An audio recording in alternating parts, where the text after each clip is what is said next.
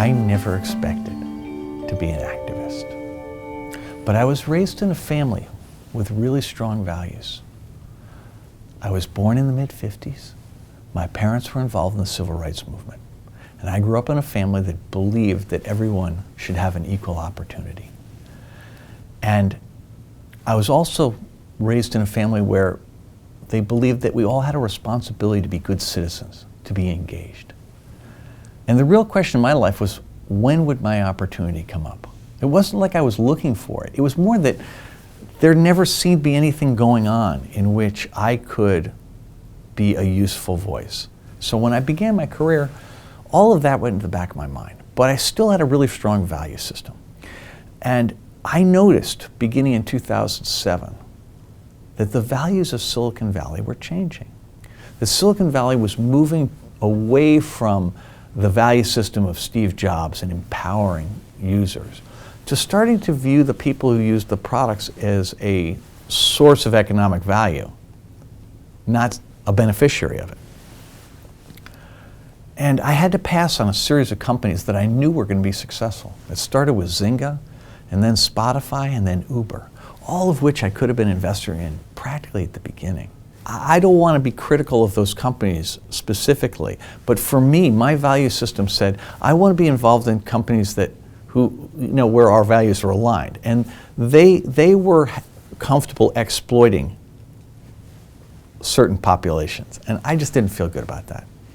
And that's what caused me to think that maybe I couldn't be an investor anymore. I couldn't manage other people's money if I wasn't willing to invest in the best that Silicon Valley had to offer. So that's the backdrop for 2016 when I start to notice things going wrong on Facebook. The thing is that I was convinced that Facebook was different. When Mark started the company, he insisted on authenticated identity, right? Everybody had to have an email account from a school. And with that, you got rid of trolls because people couldn't be mean and hide behind anonymity. They had to be willing to take whatever the social blowback was if they didn't behave well. And I thought that was the holy grail. And it never occurred to me that Facebook would move away from that. But that's what they did. And so in 2016, when I started to see things going wrong, I eventually said, I can't sit back and watch this. I was retired. The easy thing to do would have been to just sit there and say, this is not my problem. I'll leave it to younger people who have an economic stake. But for whatever reason, my value system kicked in and said, this is my moment.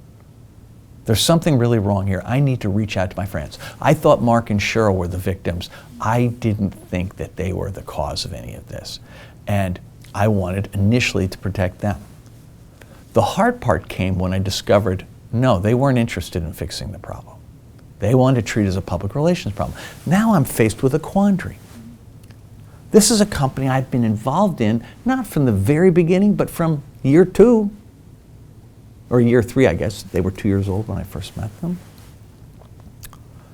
And if I was going to push back in public, I was going to have to walk away from what was, I think, probably the most successful investment I'd made in an incredibly successful career. And it didn't take long to make that decision. I realized that there was a real risk that Facebook had been used to affect the outcome of the 2016 election.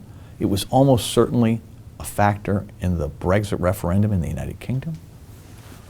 And who knew what else? I mean, we've since discovered, it was a factor in a genocide in Myanmar and in hate speech related killings in Sri Lanka and election interference in many countries in Europe, maybe even turning over an election in Brazil with WhatsApp. But I didn't know that then. What I knew was that I'd seen something I couldn't live with. And I'd profited from this thing. And I couldn't very well sit back and do nothing, given I'd been involved, I'd profited, and I saw something I knew wasn't right. It was one of those moments where you have to make a choice. If I was going to stand up on this issue, what issue was I going to stand up on? right? I mean, this was where my value system comes into play. Is it just talk, or am I going to walk the walk? Now, what did it mean? Most of the people that I've been most closely associated with professionally are not comfortable with me anymore. Some of them say really awful things about me. Much of it completely not true. And I'm okay with that.